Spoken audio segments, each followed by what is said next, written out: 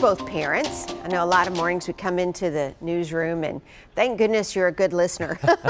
You talk about the difficulties that we face day to day as parents. It's nice to have somebody to talk to. Yeah, and Amy, that's what experts say is so important today, right? We've been all through so much here over the past year, and we're working to rebound, of course, but experts tell me talking about our mental health is still so important. Parents were perhaps working from home, playing teacher and counselor to kids who miss their friends, and much more. So I turned to two local experts, a psychologist with the Child and Family Counseling Center and a licensed clinical social worker who runs Parent Talk with KARY right here in Nashville. And they both tell me it's important that we as parents seek help when needed and take really a self-evaluation of what we've been through and where we are.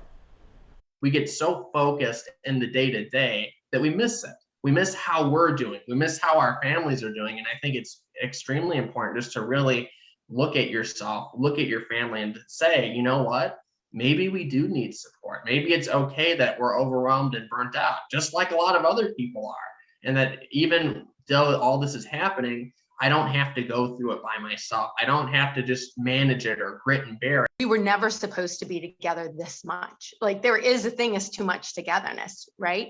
Like, the kids were supposed to be at school. We were supposed to be at work. We all had our separate lives. And then all of a sudden, we are all smashed together in one environment. And we do this for like a week when we go on vacation as a family, right? This typically isn't how it happens. So that messes up a lot of our family systems. And that's why they tell me it's so important to find friends, family, or church groups to kind of lean on after what we've been through. We missed a lot of that critical social structure in face-to-face interaction over the last year. Just remind yourself, no one is alone in this. They say to be open with your spouse and even your kids to an extent. It's really just how you talk to them about your mental health. Just approach it appropriately.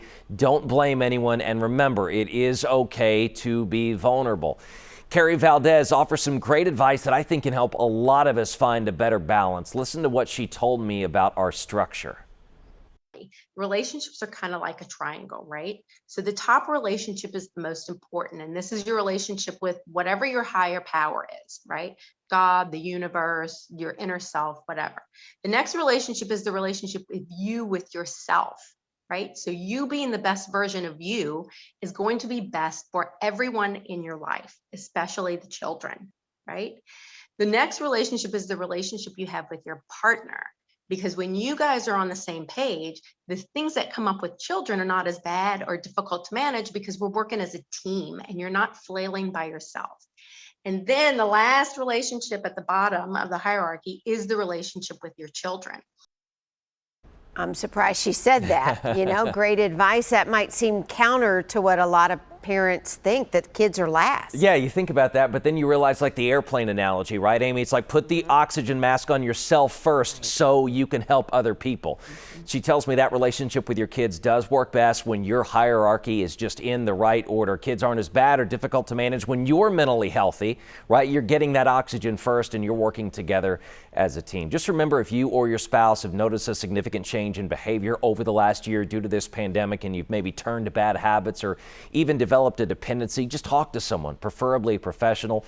Dr. RUSTUM and KARY VALDES tell me it's important that we as a society just really continue to lift the stigma on mental health and remind ourselves it doesn't make you a bad parent if you admit that you need some help.